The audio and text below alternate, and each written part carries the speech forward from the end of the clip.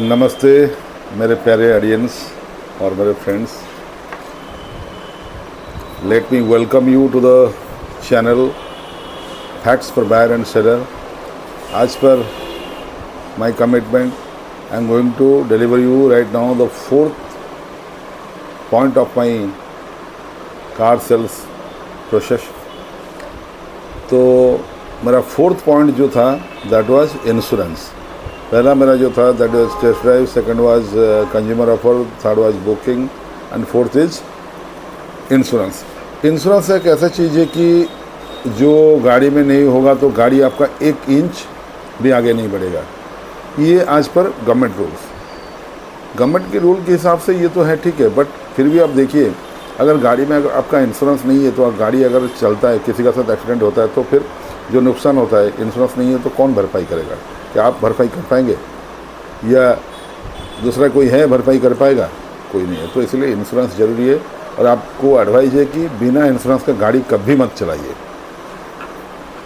तो इसीलिए गवर्नमेंट ने इंश्योरेंस को मैंडेटरी किया है और इंश्योरेंस नहीं होने से फाइन भी करता है। तो आप देखिए, जब गाड़ी आपका आ जाता है डीलरशिप में तो डीलरशिप का इंश्योरेंस करना पड़ता है, इन्वॉइस करना पड़ता है और उसके बाद इंश्योरेंस करना पड़ता है और उसके बाद रजिस्ट्रेशन करना पड़ता है। तो ये इन्वॉइस हो गया, इंश्योरेंस हो गया, रजिस्ट्रेशन हो गया, ये 3 चीज़ एक डेट में होता है, यानी कि 24 आवर्स के अंदर होता है। तो इंश्योरेंस को अगर देखें तो इंश्योरेंस आप इन हाउस इंश्योरेंस यानी कि डीलरशिप का ओन इंश्योरेंस कर सकते हैं, बाहर से इंश्योरेंस कर सकते हैं। तो बाहर से इंश्योरेंस करने का मतलब जो है, मैं आपको बता रहा हूँ कि किसी एजेंट से, अपना जान पहचान बंदों से या किससे करवाएंगे, जो कि इतना ठीक नहीं है, क्योंकि कल को अगर वो बंदा रेस्पॉन्ड नहीं किया या तो कहीं ट्रांसफ़र हो गया या कुछ, आप वो बंदा उठाया नहीं फ़ोन तो आपको प्रॉब्लम होगा। बट ये जो मारुति या हुंडई इंश्योरेंस है, जो कंपनी वाले टाइप करके रखे हैं बाकी 7, 8, 10 कंपनी का साथ, उन लोगों का साथ अगर इंश्योरेंस होता है तो ये प्राइस थोड़ा सा ज़्यादा लेते हैं। बट ऑल ओवर इंडिया में कहीं भी आप जाते हैं, गाड़ी आपका कभी भी कुछ भी प्रॉब्लम होता है तो जस्ट आप टोल फ्री नंबर में इंश्योरेंस कंपनी को फ़ोन कीजिए या तो नियरेस्ट डीलरशिप को फ़ोन कीजिए। ऑथराइज डीलर जो है वो लोग क्या करेंगे, आपके पास आएंगे, गाड़ी को टो करके लेंगे, सर्वे करेंगे, फ़ोटो खींचेंगे, गाड़ी को रिपेयर करेंगे और आपको हैंड ओवर देंगे और बोलेंगे कि आज अगर सर 20 तारीख के आप हैंड ओवर दे रहे हैं गाड़ी, आप 25 तारीख को आके गाड़ी ले जाइए और डिप्रिसिएशन पैसा कुछ देने के बाद 5,000 के अंदर बाकी आप गाड़ी ले आएंगे और बाकी जो सेटलमेंट होगा ये होगा आपका डीलरशिप और इंश्योरेंस कंपनी के बीच में। तो ये एक आसान तरीका रहता है। और गाड़ी में आपका जो पहले जो इंश्योरेंस होता था वो कम्प्रिहेंसिव इंश्योरेंस होता था, बट आजकल जो इंश्योरेंस हो रहा है उसको बोलते हैं जीरो डेप इंश्योरेंस, यानी कि बम्पर टू बम्पर, आगे बम्पर से पीछे बम्पर की तरफ जो जगह है एंटायर पोर्शन गाड़ी का कवर करता है। और इसके बाद भी आ गया कुछ एडन्स, जैसे एडन्स बोलें तो आपका right to invoice, engine protector, personal belongings, consumables, ऐसे काफ़ी पॉइंट्स आ गया। और ये जीरो डेप इंश्योरेंस का साथ अगर एक एक पॉइंट आप ऐड करेंगे, एक एक राइडर या एक एक एडन आप ऐड करते जाएंगे तो प्राइस आपका कुछ ना कुछ बढ़ता जाएगा। तो मैक्सिमम ये 5-6 राइडर को अगर लेते हैं या एडन्स को लेते हैं तो आपको 7-8 हज़ार रुपया, यानी कि मैक्सिमम 10,000 रुपया तक पड़ेगा। अगर नॉर्मल इंश्योरेंस आपका 50,000 है और ये आपको 10,000 हो गया, 60,000 हो गया। ये एक पॉइंट हुआ। और साथ में और एक इम्पोर्टेंट बात बता रहा हूँ मैं आपको, अगर आपका कोई अपना गाड़ी है, पुराना गाड़ी है और उसको आप एक्सचेंज कर रहे हैं या आप सेल कर रहे हैं, तो पुराना गाड़ी का जो एनसीबी है उसको आप नया गाड़ी में ट्रांसफ़र कर सकते हैं, क्योंकि एनसीबी जो मिलता है, नो क्लेम बोनस, वो गाड़ी को नहीं मिलता, वो ओनर को मिलता है जो गाड़ी चलाता है, जिसका नाम पे गाड़ी है। तो वो इतने अच्छी तरह मेंटेन किया है गाड़ी को कि कंपनी ने, इंश्योरेंस कंपनी ने उसको 15%, 20%, 30% जो भी है उसको देता है अपना एनसीबी। अगर गाड़ी को सेल कर रहे हैं तो वो सेल करने के लिए अगर आप गाड़ी डिसाइड कर लें तो तब आप डीलरशिप को नया गाड़ी लेने का टाइम में बोलिए कि मेरे को पुराना गाड़ी का इंश्योरेंस मेरे को नया गाड़ी में मर्ज करना है, एडजस्ट करना है, तो वो लोग कर लेंगे। सिस्टम में वैसे अरेंजमेंट्स हैं कि आपका प्राइस घट जाएगा। यानी कि नया गाड़ी में भी आपको वही 40 या 50 या 55 जो भी आपको मिलता था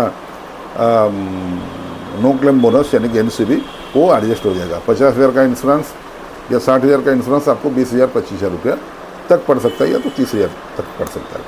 तो ये बहुत ज़रूरी है, ये चीज़ का बारे में आपको ध्यान होना चाहिए।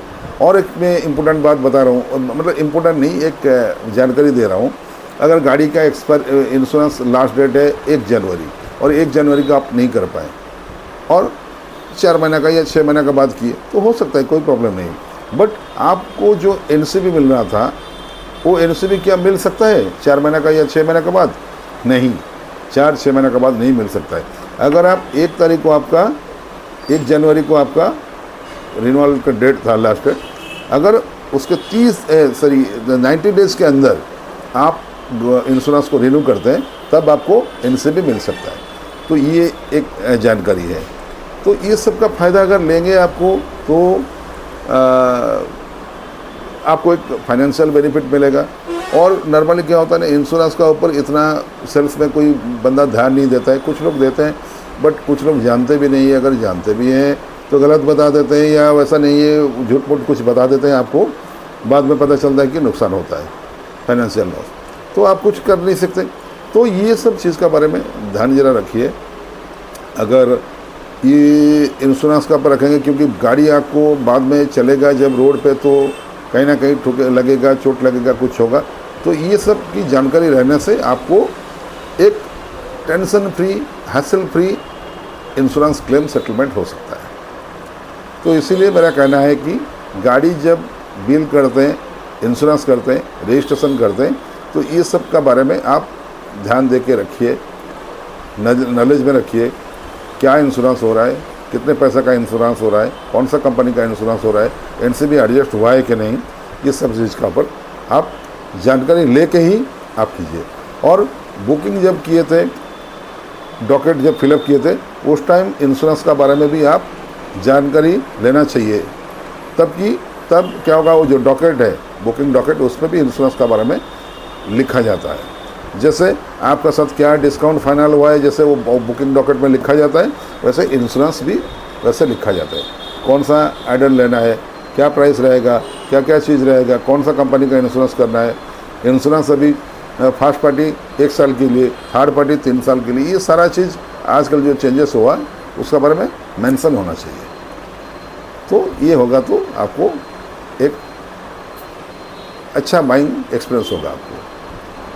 Thank you. आज के लिए इंश्योरेंस के बारे में हो गया, और फिर मैं बताऊंगा आपको नेक्स्ट वीडियो में मेरा रजिस्ट्रेशन के बारे में। तो रजिस्ट्रेशन करने का टाइम में आपको क्या क्या चीज़ ध्यान देना चाहिए और क्या क्या चीज़ आपको जानना चाहिए, उसका बारे में डिस्कशन करेंगे इन डिटेल। थैंक यू आज के लिए, बाय बाय। और मेरे चैनल को थोड़ा लाइक कीजिए, शेयर कीजिए और सब्सक्राइब कीजिए, ताकि मुझे मोटिवेशन मिले, मैं आगे और मोटिवेशनल वीडियो और जानकारी वाला वीडियो आप लोगों के लिए ला सकूं। Thank you, bye bye.